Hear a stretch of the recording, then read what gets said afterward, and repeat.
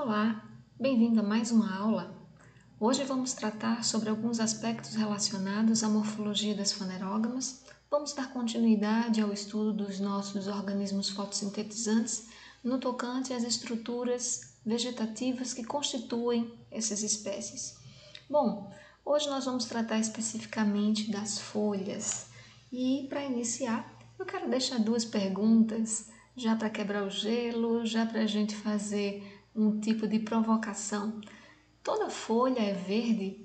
Com certeza, a sua resposta foi não. Só da gente olhar e observar um pouco as plantas ao nosso redor, podemos perceber que algumas delas não apresentam a folha predominantemente verde. Elas podem apresentar uma maior concentração de outros pigmentos, apresentando assim outras colorações mais acentuadas do que o verde em que a gente está acostumado a ver na maioria das plantas, não é verdade? Então, a gente pode observar folhas amareladas, como é o caso do brasileirinho. Nós podemos também observar algumas folhas que têm o predomínio de um pigmento arroxeado.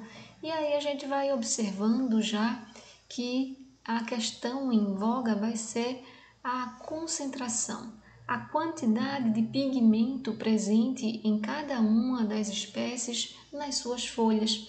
É isso que vai delinear a coloração, a expressão da coloração mais intensa, mais específica em cada um dos organismos, tá?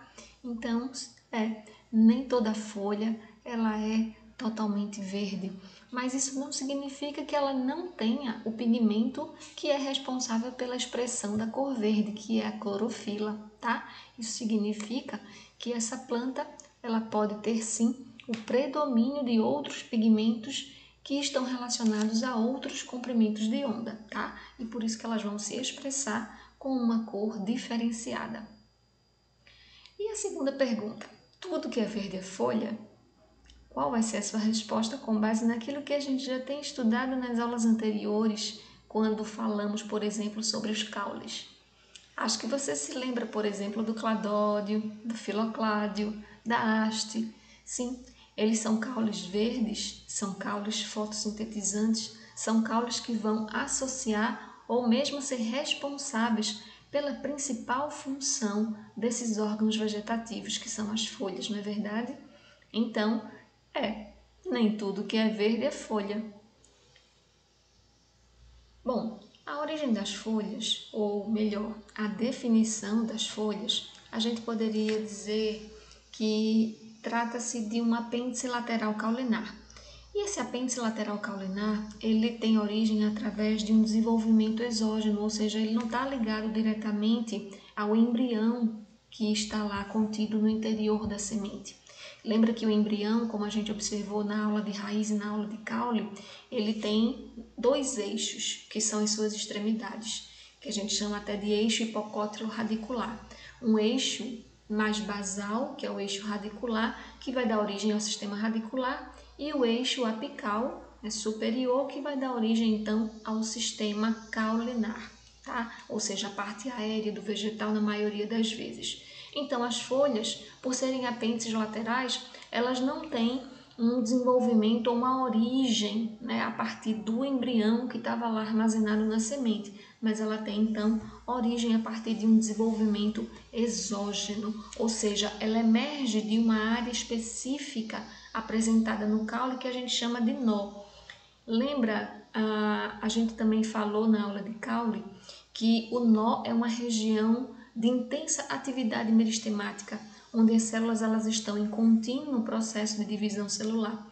E por isso que a gente tem, então, a partir do nó, o desenvolvimento, o surgimento desses apêndices laterais caulinares, que são as folhas, e isso vai contribuir para o processo de crescimento e também de lateralização das plantas, ou seja, elas vão começar a constituir, a apresentar, a formar ramos laterais e fazendo com que a planta, então, ela tenha uma dimensão muito maior no eixo transversal do que no eixo longitudinal, muitas vezes, tá? Uma outra característica, então, que a gente poderia dizer em relação à definição dessas folhas, é que elas estão distribuídas em intervalos regulares. Então, as espécies elas vão apresentar, nas suas estruturas mais maduras, uma dimensão, ou seja, uma distância de afastamento entre um nó e outro, ou seja, entre folhas, entre as folhas, né? E esses intervalos geralmente eles são bastante regulares. Quando você olha, por exemplo, o caule de um coqueiro que a gente observou lá, o caule tipo estepe, ao longo daquele estepe, se você puder relembrar, né, trazer a sua memória, você pode observar e você vai concordar comigo de que a distância entre as cicatrizes ela varia muito pouco, né? Elas são quase que semelhantes, elas são quase que idênticas umas às outras. Então isso é o que a gente diz que é uma característica das folhas, né? Porque exatamente esses intervalos regulares estão associados também aos intervalos dos nós que os caules vão apresentar. Então, se o nó ele tem um intervalo regular estabelecido, as folhas também vão se apresentar de forma regular também a partir desses nós que dão origem às folhas, tá bom?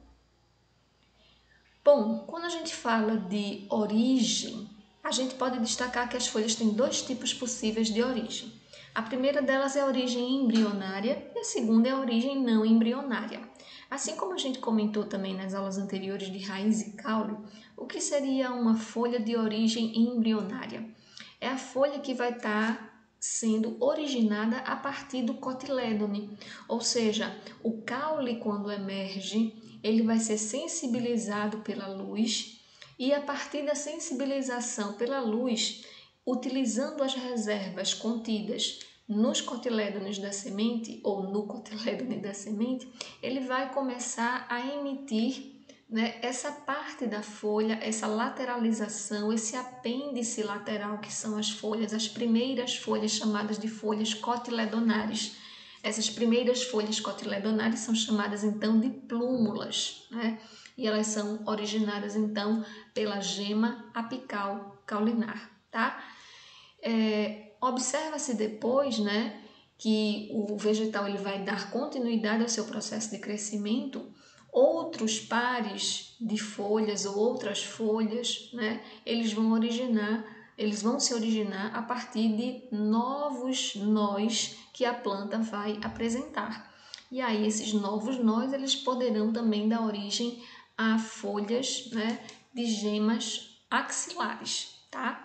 E aí, então a gente vai observar todo aquele processo de expansão do corpo vegetal, que era um corpo primário, né? E aí esse vegetal ele vai podendo realmente tomar mais forma, ganhar mais tamanho, né? E consequentemente aumentar a sua área fotossintetizante, tá bom?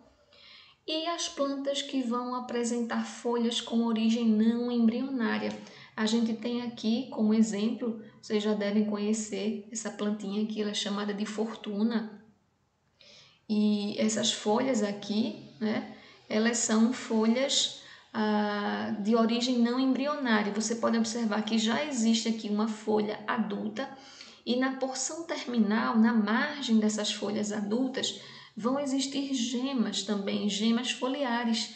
E essas gemas foliares elas vão dar origem a mini plantinhas, a mini folhinhas, a um conjunto rosetado de várias folhinhas. E se você destacar cada uma dessas unidades, isso aqui vai gerar, na verdade, uma nova planta. Então, isso é o que a gente diz de folhas que têm uma origem não embrionária. Elas são originadas a partir de gemas adventícias. Lembra? Da mesma forma que a gente observou em raiz e em caule, gemas que não são embrionárias são denominadas de gemas adventícias. Então, isso vale para raiz, para caule e para folha, tá bom, pessoal? Bom, claro que a gente não poderia deixar de falar das características e funções das folhas, né? A gente pode colocar, então, como primeiro ponto que as folhas elas são definidas. O que é isso? Para e pensa. O que é uma folha definida? O que essa característica tem a ver? O que isso aqui diz para você? Folha definida. Lembra que a gente falou, quer dizer, eu não sei se foi com a turma de vocês, né? Já são tantas, mas enfim, deve ter ficado registrado que eu costumo falar que as raízes e caules eles têm um crescimento contínuo. Lembra? Se deixar, eles continuam crescendo permanentemente, né? E as plantas elas vão também crescendo permanentemente, tá? Claro que dentro do que a gente tem como hábito da planta, né? Plantas anuais, plantas perenes, enfim, porte herbáceo, porte arbóreo, mas as plantas elas têm um crescimento indefinido a princípio, tá? As folhas, não.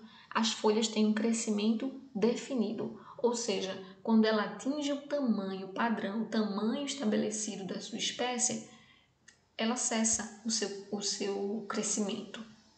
Então, as folhas, diferente de caule, diferente de raiz, elas não são órgãos que ficam crescendo indefinidamente. Elas têm um limite, tá certo? Então, é isso que a gente diz quando trata dessa característica de folha como sendo um órgão definido. É nesse sentido, tá? De crescimento. Não tem crescimento contínuo. Ele tem um crescimento finito e pré-determinado, tá? São órgãos também de curta duração. Claro, as folhas caem. Se a gente pudesse fazer uma analogia conosco, as folhas seriam o cabelo da planta, né? Então, assim como o nosso cabelo cai quando a gente toma banho, quando a gente penteia o cabelo, as folhas elas também caem, elas também têm um tempo de duração definido. E o que é que limita, o que é que define esse tempo de duração de uma folha, né? Podem ser vários fatores. São fatores intrínsecos e são fatores também externos. O que a gente poderia dizer como um fator intrínseco? Vai estar relacionada ao funcionamento ou à eficiência daquele órgão, certo? Então, enquanto a folha, ela está assumindo a sua função, desempenhando a sua função satisfatoriamente, ela permanece na planta. Mas quando ela vai deixando de ser um órgão eficiente, ela vai gradativamente, né, sofrendo algo semelhante ao que a gente poderia chamar de apoptose. A planta ela vai desnutrindo aquele órgão, ela vai minando, né, os recursos nutritivos para aquela folha e vai fazer a alocação dos recursos para dar origem a uma nova folha. Mas por que a planta faz isso? Lembra que essa característica está relacionada especificamente à função da folha. A folha é um órgão que tem como função primordial a realização de quê? Da fotossíntese. Vocês lembram que a fotossíntese ela é realizada pelas folhas ou por qualquer outro órgão fotossintetizante, porque eles têm clorofila. Clorofila é um pigmento fotossintetizante de origem bioquímica da cadeia de proteínas, né? E as proteínas elas são substâncias que têm uma certa labilidade também, né? Elas não são permanentes, tá? Então as proteínas elas deixam de se tornar funcionais, especialmente em se tratando da característica das folhas. Elas estão ali sofrendo agressões em relação à temperatura, em relação à variação de pH, em relação a diferentes pressões de luminosidade, né? O sol de rachar aqui no Nordeste das folhas, sobre as folhas ao meio-dia. Então, tudo isso são fatores externos que vão promovendo agressão a esses pigmentos fotossintetizantes, vão desnaturando o pigmento da clorofila, deixando aquela folha cada vez menos eficiente no seu processo fotossintetizante, tá? Então, isso faz com que a planta ela vá, né, diminuindo a manutenção dessas folhas antigas e, consequentemente, também vai repondo, né, esses recursos para a formação de novas folhas, tá? E aí, então, essa planta ela vai mantendo aquele seu balanceamento em relação à sua cobertura, né, de folha para realizar a fotossíntese, mantendo sempre o equilíbrio entre aquilo que ela produz e aquilo que ela necessita para a sua sobrevivência, ou até mesmo para armazenar o excedente quando isso pode acontecer, tá certo? Então é nesse sentido que a gente pode dizer que as folhas elas têm curta duração. Então eu falei sobre a questão de estresse, né? Estresse tanto de temperatura quanto de luminosidade, promovendo a desnaturação das proteínas, mas eu também não posso deixar de falar sobre a questão da herbivoria, né? Então, quando uma folha ela é muito herbivorada, a planta ela também pode assumir essa mesma determinação, digamos assim, para abortar aquela folha, tá? Impedir, cessar o fluxo de nutrientes para aquela folha que está sendo herbivorada, pelo contrário, até induzir a alocação de reservas químicas, né, de substâncias secundárias para que haja uma contenção da pressão da herbivoria localmente naquela folha e, consequentemente, proteja toda a planta de modo geral, tá bom? Bom, outra característica que a gente observa aqui em relação às folhas é que elas são achatadas dorsiventralmente. Exatamente, elas parecem um papel, né? Isso é para a maioria das folhas, tá, pessoal? Então a gente sabe que existem folhas que elas são mais globosas, né? Como a gente observa em muitas crassuláceas, aqueles gominhos, né? Então, não é a característica para todas, mas é característica geral. Então, as folhas elas são um órgão achatado dorsiventralmente. E isso faz com que a gente tenha duas folhas, duas faces nas folhas, tá? Uma face que nós chamamos de face superior ou adaxial e uma face inferior ou uma face abaxial. Uma dica só para facilitar vocês a lembrar, né, sobre adaxial e abaxial. A parte de baixo é com B, então é abaxial. E a parte de cima é a parte adaxial, certo? Fica a dica. Bom, como a gente comentou lá no início, esses órgãos também são geralmente verdes, tá? Então, quando uma folha tem o predomínio da clorofila sobre todos os outros pigmentos que ela vem a ter, né, elas vão expressar a coloração verde, assim como é para os outros pigmentos. Se ela tem uma coloração muito intensa, né, de cianinas, ela vai ter uma coloração um pouco mais puxada para o arroxeado, tá? Carotenos, ela vai ser mais amarela, alaranjada e assim sucessivamente, de acordo com a categoria dos pigmentos fotossintetizantes e a concentração deles nas folhas, né? E as folhas, claro, elas são geralmente fotossintetizantes, como eu falei para vocês, mas isso não significa dizer que essa é a sua única função, tá? Bom, como órgão vegetativo, a gente poderia dizer, sim, elas são, né? A função das folhas é realizar a fotossíntese. Mas vocês lembram lá, quando estudaram criptógamas no período passado, que existiam os esporofilos, ou seja, folhas portadoras de esporos?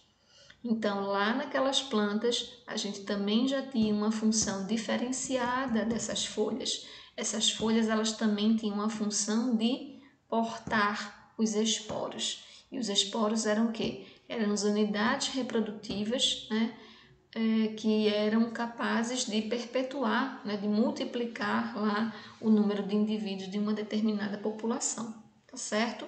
Então, a principal função das folhas, sim, está relacionada à fotossíntese, mas a gente vai ter esse atrelamento das folhas a funções reprodutivas. E é exatamente nesse gancho que eu quero conversar com vocês agora, né? Quando a gente fala de folhas que vão ter um papel associado à reprodução, a gente também não pode esquecer que tudo aquilo que a gente vai estudar na parte de flor, cada peça que constitui uma flor, trata-se, na verdade, de uma folha modificada, tá? Esse é só um spoiler do que vai ter nas próximas semanas, do que vem por aí pela frente. Beleza, gente? Bom, em relação à função, né? A gente tem aí, então, metabolismo e reprodução, como comentamos anteriormente. E aí a gente vai retratar um pouco sobre esses parâmetros. Quando a gente fala de metabolismo, a gente pensa de cara, né? Fotossíntese, claro, é aquilo que a gente sempre fala. Mas não é apenas a fotossíntese a principal via metabólica que as folhas executam. Lá a gente também tem a realização das trocas gasosas, pelas folhas também que as plantas realizam todo o processo de respiração celular, As folhas também são responsáveis pelos processos do equilíbrio hídrico, ou seja, o quanto ela absorve também está relacionado ao quanto de água aquela planta perde por evaporação. E as folhas também estão relacionadas à nutrição do vegetal, tá? Então algumas folhas, elas também são órgãos de armazenamento, assim como a gente já viu nas aulas de raiz, como a gente já discutiu também na aula de caule, existem algumas espécies que possuem folhas que são reservas nutritivas para a planta, tá bom? A gente vai ver os exemplos daqui a pouquinho. E ainda há uma outra, funcionalidade, que é a questão da reprodução, que está atrelada às folhas, como eu comentei. Aqui estão os soros de uma samambaia, e esses soros estão na folha que vai portar esses esporos, que são então os esporofilos. Então, como eu comentei, o que vai acontecer. Uma folha portadora de esporos, que é o que a gente tem aqui nas samambaias, ao longo do tempo e para promover uma maior proteção dessas unidades reprodutivas, elas vão se fechar. Quando a gente quer se proteger, quando a gente quer se preservar, a gente não coloca a mão assim entre os ombros e se abraça, e se aperta e se fecha. É exatamente isso que vai acontecer também com as folhas. Elas vão se fechando, elas vão se encerrando, colocando esses esporos, esses soros ou esses esporos aqui na parte interior. E quando a gente vai observando isso ao longo dos anos, é exatamente esse fechamento dessa folha que vai dar origem às flores, tá? Então, as pétalas vão ser folhas diferenciadas que não vão conter esporos, tá? Mas que elas vão ser diferenciadas para atração, porque elas vão ser coloridas, elas vão ser perfumadas, E a parte reprodutiva propriamente dita, que vão ser essas folhas modificadas que se fecharam e que estão agora guardando no interior dessas estruturas os esporos, que são as estruturas reprodutivas desse vegetal, tá? Isso aqui é só uma degustação para vocês, tá bom? Bom, o que a gente observa também é que existem várias outras modificações que a gente pode observar que serão adaptações, dessas folhas, tá? Então, as folhas, elas vão poder assumir uma função acessória, a essa questão da reprodução das plantas. Então, por exemplo, aqui na letra A a gente tem a buguevilha. A buguevilha, também chamada de Três Marias, ela tem sim as suas folhinhas verdes fotossintetizantes, mas elas têm aqui as suas folhas modificadas, que são chamadas de brácteas. Então, as brácteas, elas são denominadas de folhas modificadas, que vão apresentar uma coloração diferenciada, uma coloração vibrante, uma coloração atrativa. Por quê?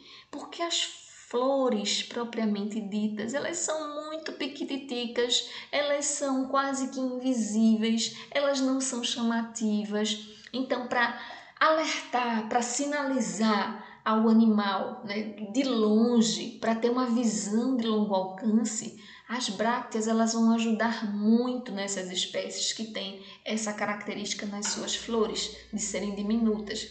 Então aqui a gente tem a bráctea da buguevilha, a gente tem aqui na eufórbia, que é uma florzinha tão característica da época de Natal. Aqui a gente tem na helicônia, E aqui nós temos nos nossos, esqueci o nome. Copo de leite, Amarantos, enfim, vocês reconhecem. Bom, um outro tipo de modificação foliar que a gente tem nas fanerógamas é o que a gente chama de catáfilos, tá? Catáfilo é exatamente aquela folha de armazenamento relacionada à nutrição que eu falei para vocês. E como exemplo bem característico, bem clássico para a gente, bem familiar, são a cebola e o alho, Então, vimos na aula de caule que tanto a cebola quanto o alho tem um caule achatado, que é chamado de prato, que fica aqui na base, que é ele que reúne todas as folhas, Então, tanto aqui na cebola quanto no alho, o caule é o prato, é esse prato aqui. Mas desse caule surgem então as folhas. Então, no caso aqui dos catáfilos, são folhas brancas, né, aclorofiladas, de armazenamento, geralmente um armazenamento de reserva hídrica, né? Esse tipo de folha, tá? Ele tem uma característica de ser concêntrico, né? Então, as folhas aqui, os catáfilos, eles saem, ó, de uma ponta a outra desse prato, tá? E aqui no alho nós temos também um catáfilo, só que é um catáfilo mais diferenciado, né? Ele é mais sólido do que a cebola, certo? Mas ambos são o mesmo tipo de modificação caulina, o mesmo tipo de modificação foliar, tá certo? Outra modificação são os espinhos. Eu não quero que vocês olhem para aqui, para o vermelhinho não, que está chamando tanta atenção. Aqui é bráctea também, da coroa de Cristo, tá? Mas eu quero que vocês olhem aqui, ó. Tá vendo? Aqui são os espinhos, tá? Que também são modificações foliares.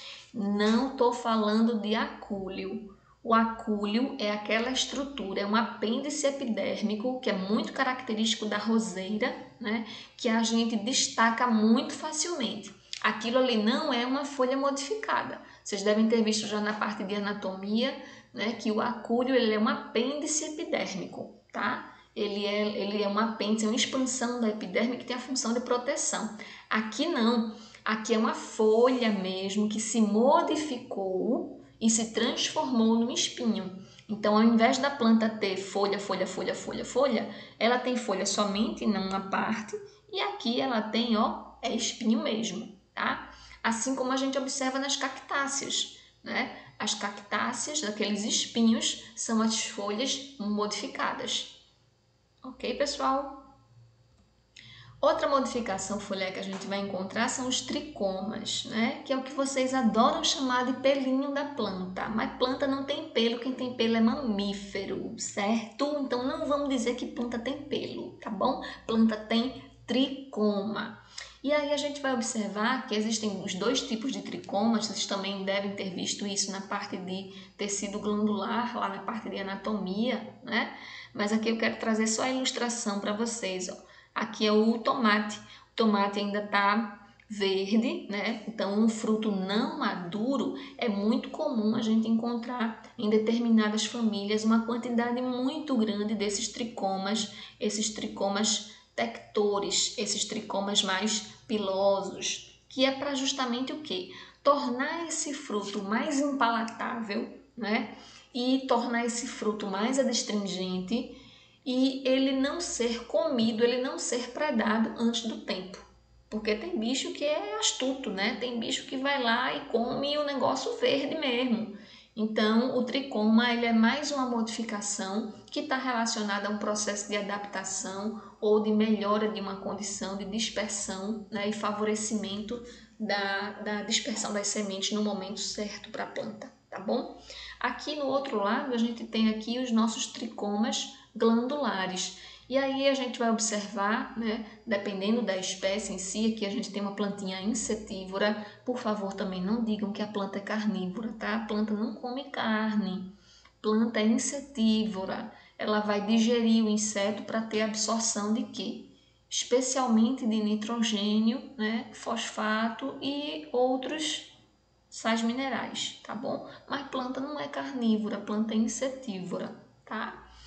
Bom, e esses tricomas glandulares, então, eles vão também assumir algumas funções específicas, né? Secreção, por exemplo, de uma substância meio gosmenta, né? Que vai aderir, que vai prender, que vai segurar essa presa, né? No caso aqui dessa plantinha insetívora, tá? Então, essas são algumas das características que a gente vai observar associadas a essas modificações foliares, tá bom? Bom, e por fim, eu acho, nós temos as estípulas. Aqui, ó, vocês estão vendo nesse esquema, as estípulas são folhas que a gente chama de folhinhas bem diminutas, são folhas reduzidas, né? E essas folhas reduzidas, elas não são encontradas em todas as espécies, não, tá? As estípulas, primeiro, elas só são encontradas em angiospermas, né? Aliás, em eudicotiledôneas, em angiospermas e eudicotiledôneas, tá? Monocotiledôneas não possuem estípulas, tá bom? Então, as estípulas são exclusivas, né, das eudicotiledôneas, mas não são todas as eudicotiledôneas que vão apresentar, né, essas estípulas, tá bom?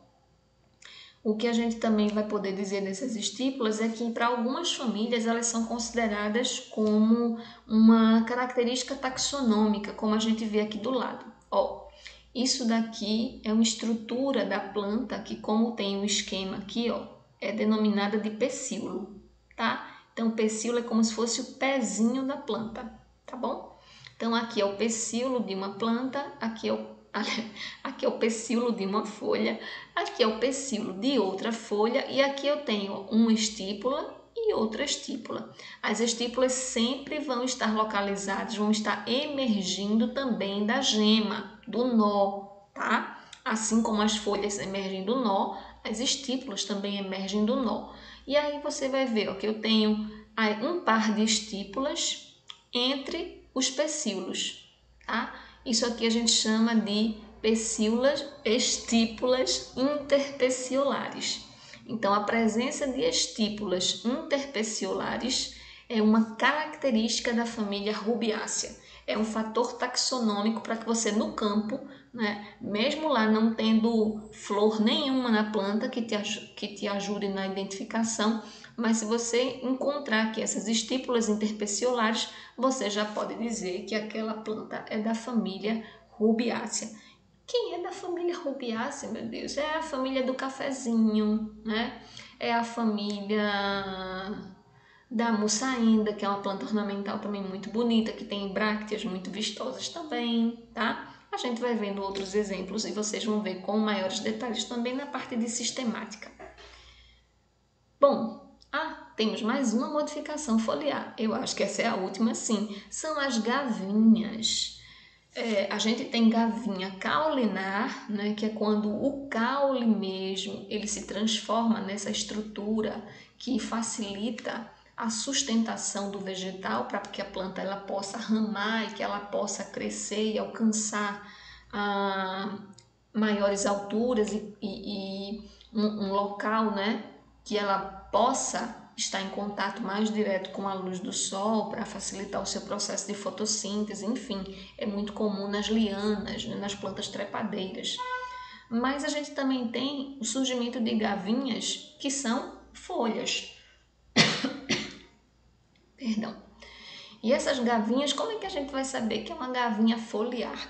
As gavinhas foliares, elas vão sair exatamente, ó, do nosso nó. Então, ó, de um nó sai uma folha e do outro nó sai uma gavinha. Pode bater o martelo, é uma gavinha foliar, tá bom? Quando você observar esse padrão de enroscamento aqui na estrutura central, é característico de uma gavinha de origem caulinar. Mas quando é de um nó, pode bater o martelo que é uma gavinha foliar, ok? Bom, e a gente já está encerrando esse nosso primeiro bloco e para finalizar vamos trazer aquele esquema bem bonitão sobre as partes da folha. O que é que eu quero destacar aqui nas partes da folha? Então a folha ela é aquele órgão, né, de origem lateral a esse meu caule, tá? Ela vai ser originada dessa minha gema lateral que é chamada de nó. Então aqui o nó eu tenho uma região meristemática, eu tenho uma gema em atividade que vai ser responsável pelo surgimento dessa folha, tá? Então a minha folha ela se insere no caule a partir do nó, ela pode ter ou não a presença de estípulas, mas o que é que uma folha vai ter quase que com toda certeza, né? Quase que, olha só, estou falando do geralzão, tá? Ela vai ter o pecíolo, que é aquele chamado pezinho, né? E ela vai ter também o que a gente chama de lâmina foliar ou limbo. Então, quando eu falar de limbo, eu também estou falando de lâmina foliar, tá? São sinônimos. Então, o limbo ou lâmina foliar é essa parte verde grandona, essa expansão toda aqui responsável pela fotossíntese, né? E outras ações metabólicas, como a gente observou lá no contexto das funções dessas folhas. Então, essa lâmina foliar, como eu falei para vocês, ela vai ter as duas faces, né? A face superior ou adaxial, a face inferior ou abaxial. Ela vai ter também uma margem, porque a folha ela é o quê? Achatada dorsiventralmente. E essa margem ela vai poder ser ela pode apresentar diversos e diferentes tipos de contorno, ela pode ser lisa, pode ser serreada, pode ser ondulada, né? Ela pode ter diversas características aqui. E tudo isso são características taxonômicas, tá? Lá na apostila que eu coloquei no AVA tem uma prancha com todas as possibilidades de margem de folha. E vocês vão ver o quão diversificado pode ser a margem de uma folha, tá?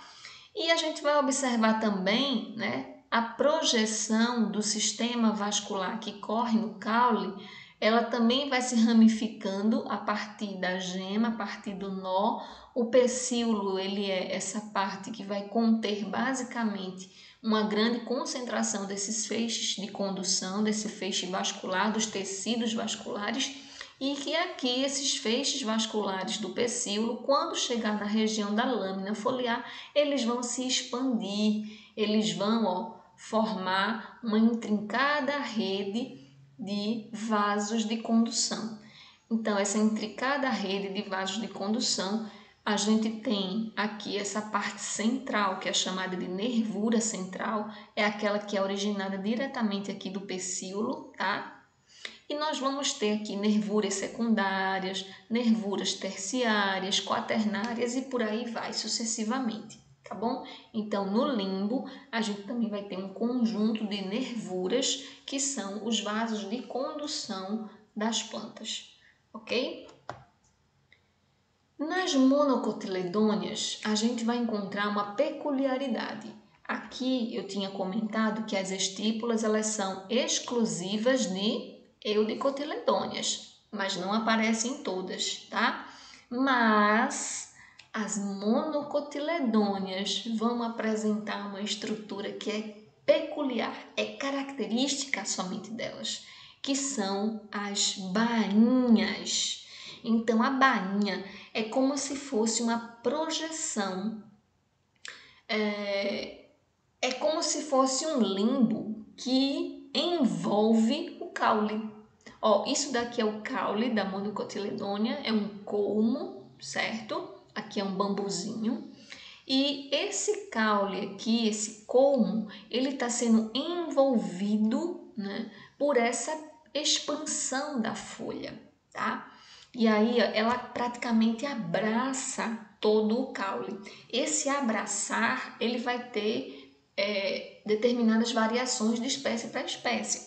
Tem espécie que ela abraça totalmente o caule, tem outro que é parcial, tem outra que essa parte da bainha ela é só um pouco mais dilatada, tá? Então, de espécie para espécie, eu vou ter particularidades dessa minha bainha, mas a bainha ela é exclusiva de monocotiledôneas. Beleza, gente? Então, com mais detalhes aqui na figura do nosso bambuzinho, a gente tem essa estrutura aqui que é como se fosse uma borda, né? É o limite entre bainha e a lâmina foliar propriamente dita, né? Que a gente chama de aurícula, tá? Também tem tricomas associados aqui nessa aurícula.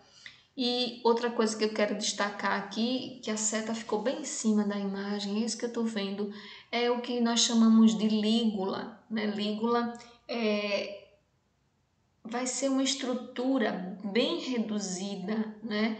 É como se fosse um pecíolo, só que ele é muito curtinho. Ele é um pecíolo quase que atrofiado, quase que tu não consegue ver bem esse pecíolo. E aí, por ele ser reduzido, ele é denominado de lígula, né? Algumas monocotiledôneas, inclusive, elas não têm lígula, não têm pecíolo, elas são folhas sésseis, ou seja, são folhas fixadas diretamente na própria bainha. A lâmina foliar, o limbo foliar, ele é uma continuidade, digamos assim, da própria bainha que circunda o caule dessas plantas, tá? Então, essas são as partes da folha. Vocês podem estudar a apostila que tem lá maiores detalhes relacionados à constituição de todas essas estruturas. Tá bom, gente? Ficamos por aqui. Um grande abraço e até a próxima aula. Tchau, tchau!